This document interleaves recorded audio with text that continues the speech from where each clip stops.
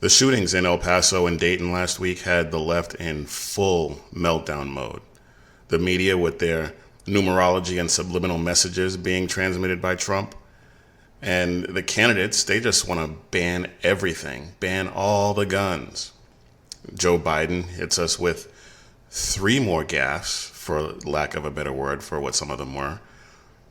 And Jeffrey Epstein gets Clintoned, or commits suicide if you're gullible. We'll get into all that and more. I'm Big E, and this is the Liberty Cast.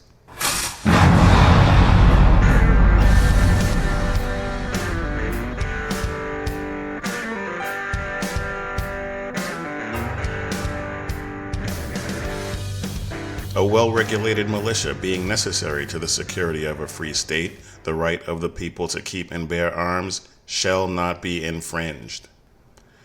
Now, regular listeners of this show know that I usually do that later on in the program, but this week it calls for us to be talking about this right off the bat. And I do that every week, not as some sort of gimmick or as just introduction to when we talk about firearms. I do it to remind me and to remind the listeners exactly what is at stake when we're talking about this stuff, because it is a right. It is a God-given right, codified in the Constitution, recognized in the Constitution. It is not given to us by the state and therefore cannot be taken away by the state. And so I recite the Second Amendment to make sure that we all understand that. Now, we talked about it last week, the tragic shootings in El Paso, Texas, and Dayton, Ohio. But before we even jump into the rabbit hole, I want to take a minute and recognize the victims of these heinous crimes. Jordan Anchondo, Andre Anchondo, Arturo Benavides, Angie Inglesby, Javier Rodriguez, Maria Flores, Paul Flores, Juan de Dios Velasquez Chares, Ivan Filiberto Manzano, Maria Eugenia Lagareta Rothe, Gloria Irma Marquez Juarez, Elsa Mendoza de la Mora, Jorge Calvillo Garcia, Adolfo Cerros Hernandez, Sarah Esther Regalado, Alexander Gerard Hoffman, David Alva Johnson, Maribel Loya, Margie Reckard, Teresa Sanchez, Angelina Silvis Ellisby, Leonard Cepeda Campos, Megan Betts, Lois Oglesby, Logan Turner, Nicholas Coomer, Thomas McNicholas, Derek Fudge, Beatrice Warren Curtis, Monica Brickhouse, Saeed Saleh. I wanted to do that because what always gets lost when these things happen is everybody retreats to their corners and conservatives fight to defend the Second Amendment and the communists fight to take it away. And everybody forgets the names of the victims. And I wanted to make sure that we recognize that there were victims, and we need to remember that. Even though we're fighting to hold on to the Second Amendment, we're fighting to hold on to our rights, our natural rights. There were victims involved, and we want to make sure we honor them. So the leftists have been blaming Trump for these two shootings, blaming Trump for a climate of hatred that they perceive to be his fault. But they won't blame, they'll blame him for all these shootings, but the El Paso shooters manifesto explicitly stated that he held the views that he was expressing prior to Trump's election. And that manifesto, if you read it, it was all over the place. He had some views that some conservatives would agree with, and he was also an eco-fascist, which is a completely leftist ideology. So When you couple the fact that he explicitly stated that he held these views before Trump got into office, and the manifesto that he wrote that was filled with a bunch of leftist ideology as well, I'm really not seeing how you can blame President Trump for any of it, really. For this in particular, but for any of it. But then when you look at the shooter in Dayton, which you hardly hear anything about unless you watch Fox News or One America News Network, or you get your news from some place other than the mainstream media, you'd never know that that shooter was a hardcore leftist, a Satanist, and supported Elizabeth Warren. You'd never know any of that. Now, you're not hearing anything about it on most major news networks because it doesn't fit the narrative. It doesn't fall in line with, and frankly, they're twisting the shooter in El Paso to try and make that fit their narrative as well, and they've been fairly successful at doing that for the people who are inclined to believe such a thing. But nobody's blaming Elizabeth Warren or any other leftist that he may support for the shooting in Dayton. And the shooter of the congressional baseball game or practice in 2017, the one that almost killed Steve Scalise. The shooter in that incident was a Bernie bro. Nobody blamed Bernie Sanders for that. We blame the shooter because the shooter is the one that was depraved enough to pull the trigger and attempt to kill these people. And in the case of the shooter in El Paso, he expressed some conservative views. Yes, that's fine. But you can't blame President Trump for that. You can't blame any particular conservative for that. You have to blame the shooter. And that's one of many. That's one of the differences between conservatives and the leftists. We will blame the shooter.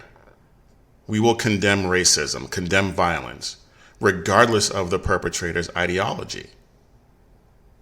If one of my friends who happens to be a conservative were to go on a shooting rampage, I'm not going to blame myself.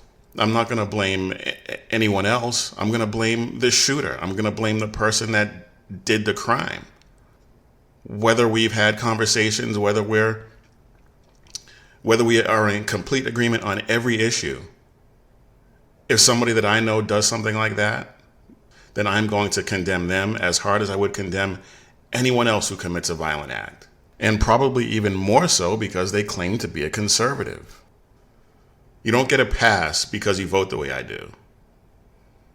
But the left doesn't see it that way. The left doesn't act that way. Now, I know it's been a number of weeks now, and I'm probably starting to sound like a broken record.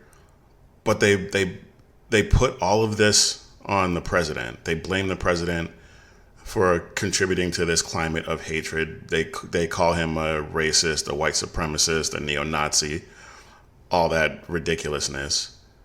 And he's not. Nor does his rhetoric incite violence. And video games don't do that either, for that matter, but that's a whole other topic. But this is not a gun problem. This is not a video game problem. This is a societal problem. This is a family problem. And the sooner we realize that, well, you and I realize that, but the sooner the left realizes that and gets on board, the better off we'll be. And I'm not really holding my breath, but something's got to give. But let's just suppose for a second that the left gets their wish and one of those ridiculous candidates wins the presidency and they implement all of the garbage law that they want to implement. That's not going to change the actual problem at hand. All it's going to do is exacerbate it. And then what? When the gun violence doesn't decrease, what's going to happen then? Whereas if we start to fix the problem of these broken families that produce a lot of these children with these issues that go on to commit these violent crimes, if we fix that, it won't matter who's in office. It won't matter whether it's a Republican or a Democrat in the Oval Office. With respect to the crime problem, with respect to the mass shooting problem anyway, There are other reasons why that really does matter, but for purposes of this discussion, it won't matter. But another thing that's come out this week is President Trump has been making noise that he is leaning towards or is showing support for red flag laws and universal background checks and banning guns. Now, I think we all understand that the president he's not a conservative. He's governing with a very conservative hand. And I've said before, I'm really surprised at how conservatively he is governing. But when stuff like this happens, we're reminded that he's not an ideological conservative. He's not a conservative like you and I. And everyone likes to talk about how conservative Fox News is.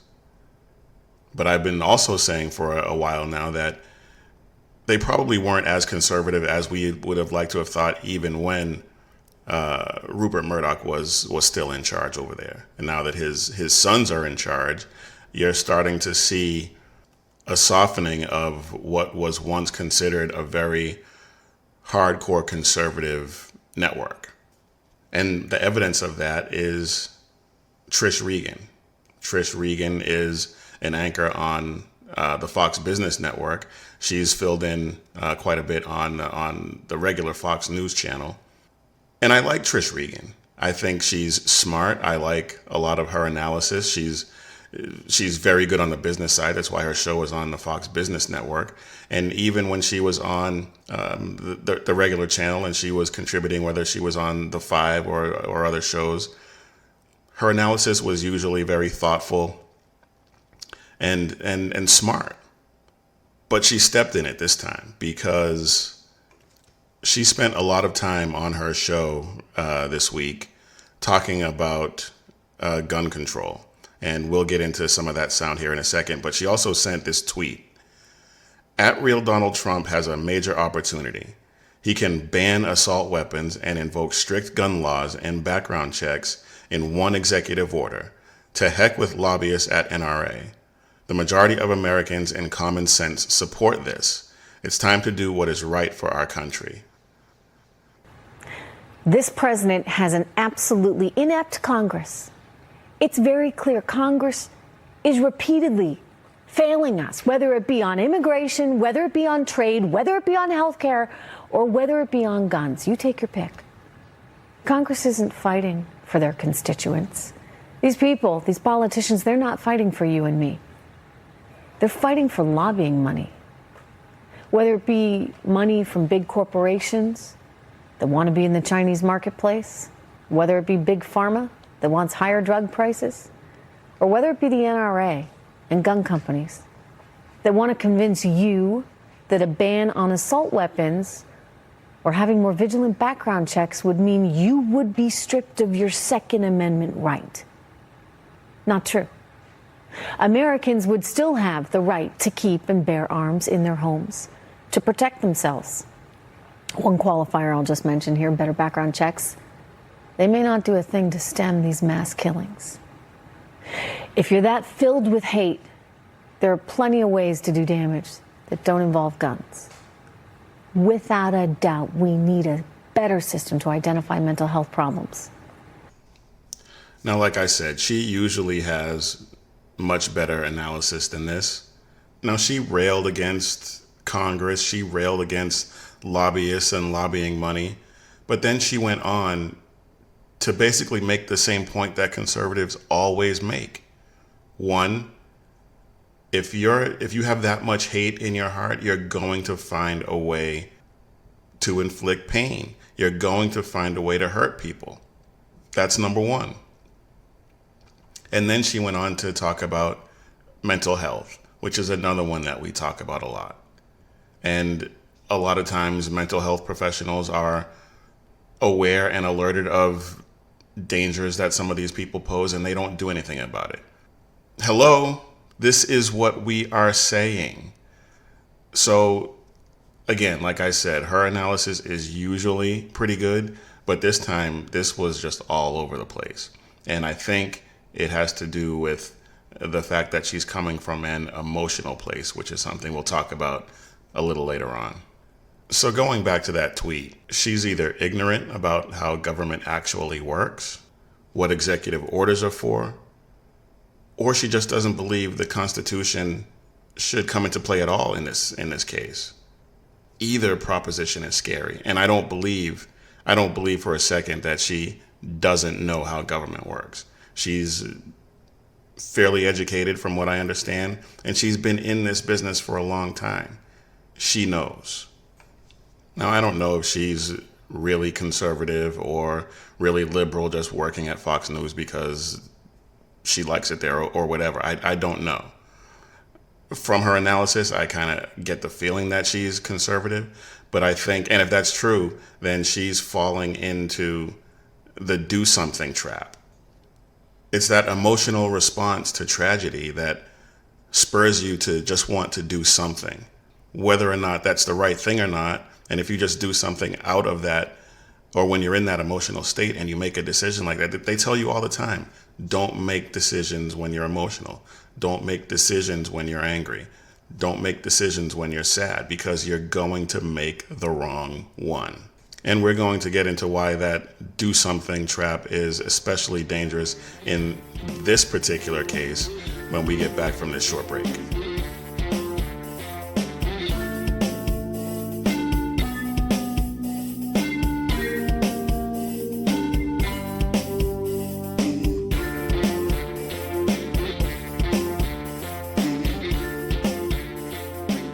So before the break, we were talking about how Trish Regan and the president are falling into the do something trap, the emotional response to these tragedies that spur you to just want to make some changes no matter what, just to be able to say you made these changes.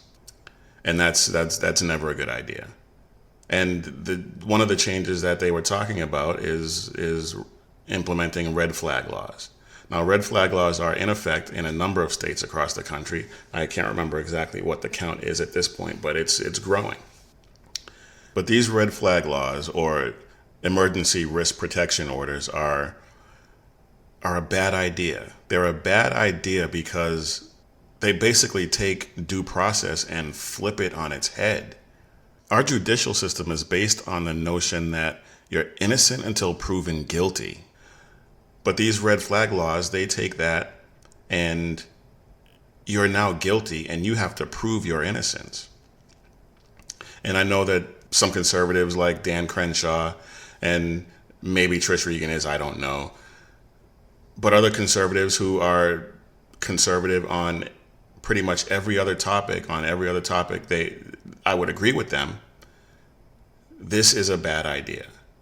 And Dan Crenshaw, his proposal for a red flag law is supposedly married to due process, but we all know what happens when these things actually get put into place.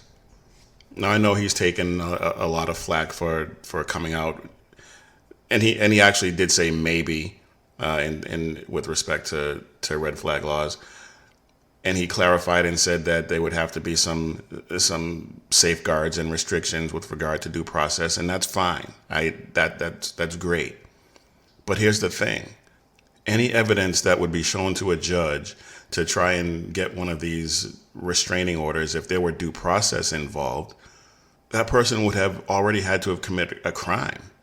I would think. I can't imagine that there would be evidence that this person was a threat if there wasn't already a crime involving guns or knives or violence of some kind. And if they're not a threat to others, if they're a threat to themselves, then mental health professionals would have to be involved and families would have to be involved. So to me, red flag laws are just more unnecessary laws if we just enforce the laws and the guidelines and families just get involved and stay involved. These extra laws are not necessary, because when due process isn't followed, when it's not adhered to, you have things happen like what happened to Gary Willis in Maryland. Someone in his family petitioned the court to have his guns taken away from him. And they raided his house at 5 in the morning. And he ended up dead. Now look, if you break into my house at 5 a.m., well, during the week, I'm usually up anyway, headed to the gym before I go to work. But if you break down my door at 5 a.m., you can expect some resistance. Now, Gary Willis, he refused to give up his rights, and like I said, now he's dead. His niece said that he was harmless. And the reason why the cops were there to take his guns away was family being family. So what does that mean? Does that mean that one of his sisters, I believe it was a sister, or whoever it was in his family, didn't like something he said or something he did, and so went to the courts to have his guns taken away, and now he's dead, no evidence that any crime was ever committed because there was no due process. So these people are willing to set aside due process for these red flag laws. So the question then becomes, do they work? Well, John Lott of the Crime Prevention Research Center studied data going back to 1970 and found that the data doesn't really support red flag laws. They don't work. He says that red flag laws have had no significant effect on murder, suicide, the number of people killed in mass shootings, robbery, aggravated assault, burglary. They did find that it did have a marginal effect on rape rates, but they didn't go down. They went up. Not by a lot, but that was the one category of crime where these red flag laws did have an effect, and it had the opposite effect of what they intended.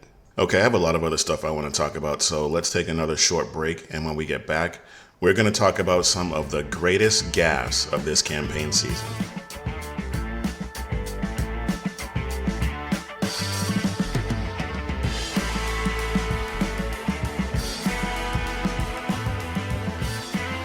I'm sure you all knew exactly who I was referring to when I mentioned gaffes before the break. Yeah, that's right. Good old Sleepy Joe. Joe Biden is a gaffe machine.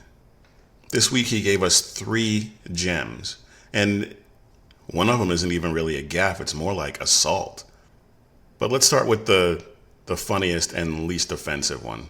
We choose unity over division. We choose science over fiction. We choose truth over facts. Wow. But I mean, when you think about it, was that even really a slip up? Because we've talked about before on the show how the truth is relative to these people. And so maybe in a rare moment of lucidity, a rare moment of honesty, maybe Joe Biden meant to say that. Maybe that to him, and well, we know that to him and everyone else on the left, their truth, their quote unquote truth, the malleable relativistic truth, is more important than facts and data. We know this. It's demonstrably true that this is how they operate. So maybe that wasn't a gaffe. But this one, oh boy. We have this notion that somehow if you're poor, you cannot do it. Poor kids are just as bright and just as talented as white kids. Wealthy kids, black kids, Asian kids. Not really neat, but think how we think about it. We think, no, we're going to dumb it down. They can do anything anybody else can do, give it a shot. Now, I don't believe that Joe Biden is a racist. I don't believe he doesn't have a history of racism. I don't think anybody who knows him or anybody who's been paying attention over the last 30, 40, 50 years, ever how long he's been in office, there's no evidence to suggest that he's a racist. But can you imagine if Donald Trump had said something like that? They're already calling for his impeachment, but it would just be insane if Donald Trump had said something like that. If any Republican had said something like that, obviously misspeaking, and he tried to clean it up, and he was fairly successful at it, I guess. But if any Republican, any conservative had said something like that, they would be excoriated. They would be drummed out of office. The left would be relentless in pursuing this. But I would imagine for a lot of you, this is the first you've even heard that. Well, I take that back. Maybe not. But still, just ridiculous. Now, this third one is pretty ridiculous. And I'll have a link to the video up on the website. The audio is too bad for me to really play. Some of the videos will have some of the videos, and I'm going to try and find one of the videos that actually has the transcript of what is said throughout it, so that you can actually hear and see exactly what's going on. But basically, what happened was at the Iowa State Fair, where all the Democrat candidates for president are at right now, a young woman went up to him and asked him about gender. She asked him how many genders there were. And he said that there are 3, which, okay. He's wrong from the perspective of the left and the right, because we know, the conservatives know, that there are only 2 genders. But on the left, there's like 768. So he's just wrong all the way around. But he said that there were 3. So then she followed up and asked what those 3 genders were. And he kept walking and said, "Don't mess with me, kid." And then he grabbed her pretty forcefully, from what I can see on the video, and said something incoherent about marriage. And the girl in the video describes it and says, I believe she tells exactly what he says, but you can't really hear it on the audio. But again, can you imagine if the president had done that, or any conservative had done that? They would be calling for them to be locked up with the key thrown away. You know it, and I know it, and they know it. Now, this is not whataboutism. Actually, you know what? Screw it. I'll own that. But the term whataboutism minimizes or downplays what's really going on here.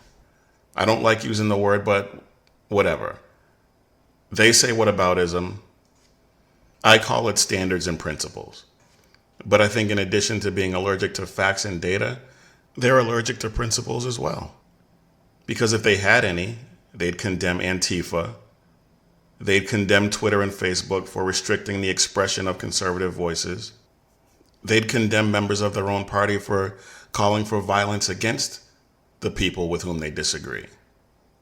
But they don't do that. They don't do that because they believe that conservatives are evil. Because when you call somebody a racist, when you call somebody a Nazi, you're calling them evil. Racism is evil. Nazis are evil. So if you're calling people those names, you're calling them evil. You believe that they're evil. And if you believe that they're evil, then having violence visited on them is not a big deal at all. Is it? Okay, moving on. I'm sure you have all heard the news by now that Jeffrey Epstein, noted pedophile and child molester, has committed suicide. Allegedly. Jeffrey Epstein was found unresponsive in his cell around 6:30 on Saturday morning. It appeared as though he had hung himself, and when he was transported to the hospital, he was pronounced dead by hospital staff. Now, back on July 23rd, he was also found unresponsive in his cell, apparently trying to hang himself. That time he was unsuccessful, and he was treated and put on suicide watch. But then he was taken off suicide watch 6 days later. So I'm curious as to why that was. But then reports are that even though he was not on suicide watch, he was supposed to have been, the guards were supposed to be checking on inmates every 30 minutes. And that did not happen. And now, less than 3 weeks later, he's dead. How many people in the Clinton orbit have died now of suspicious or unnatural causes? I think it's up in the 50s now. But it does appear that we can add Jeffrey Epstein to that list, of that growing list of people who have been suicided by the Clintons. or at least on behalf of the Clintons. Or even if not on behalf, we'll say to the benefit of the Clintons. How's that? All right, let's move on to a happy story. So in Blaine, Kentucky, a 14-year-old girl defended her life and those of her two sisters. Last Sunday, while the three girls were home alone, their father was at work and their mother had gone to the store. Two men approached the house and attempted to gain entry. One of the men went around to the back and started to try to break down the door with a shovel. The girls, they called 911 like they should have done, and the 14-year-old girl grabbed a pistol. And while the man around the back was trying to break the door with the shovel, while that was happening, that he got into an argument with his partner, and during that argument, the 14-year-old girl, she fired a shot. They brought a shovel to a gunfight, and they left. One of the responding officers said, and I quote, "I think she did take some necessary steps to protect herself. Although she could have done a little bit better, considering that she's a 14-year-old, she did a good job. I encourage everyone that can legally carry a firearm to carry a firearm to protect themselves and their families just in case the need arises." Amen. Although I think even though he said she did a good job, I think he was kind of rough on the 14-year-old girl. She was the youngest of the three girls that were in the home. And she drove away the burglars. She drove away the bad guys. I have no criticisms of this girl whatsoever. She protected herself. She protected her sisters. What more could you ask for? Obviously, she's a minor, so we don't know her name. They haven't released her name. But I would say that the sheepdog instincts are strong with that one. So it's only been a few weeks that we've been doing this. But when I started doing it, I wasn't sure that I would be able to, even, I know, given everything that's going on, but I wasn't sure that I'd be able to come up with something every week for this particular segment.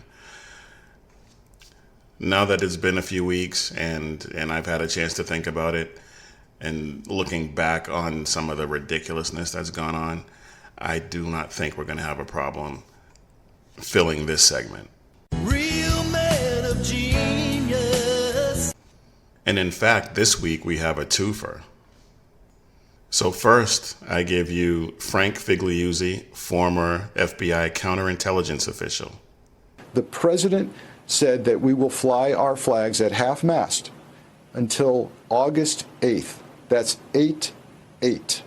Now, I'm not going to imply that he did this deliberately, but I am using it as an example of the ignorance of the adversary that's being demonstrated by the White House. The numbers 8/8 are very significant in neo-Nazi and white supremacy movement.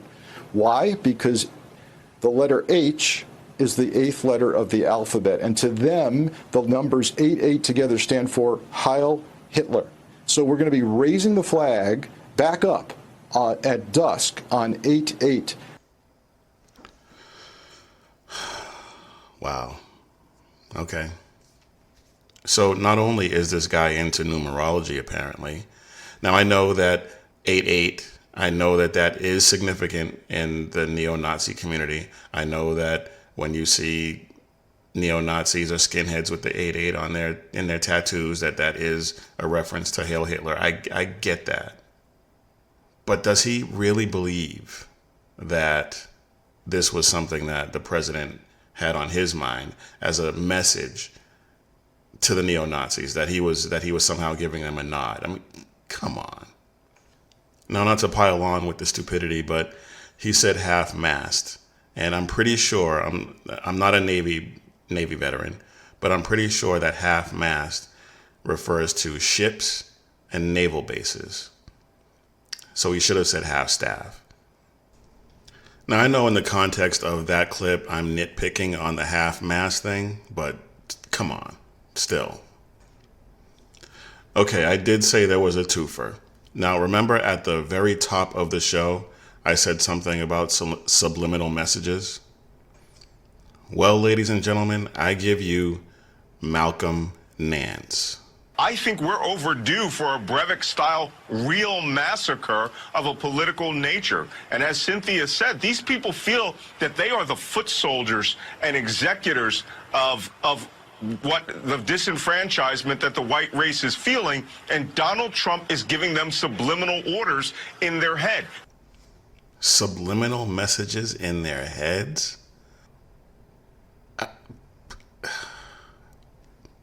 Wow. Talk about stage 5 Trump derangement syndrome at work. Come on. Subliminal messages, dude?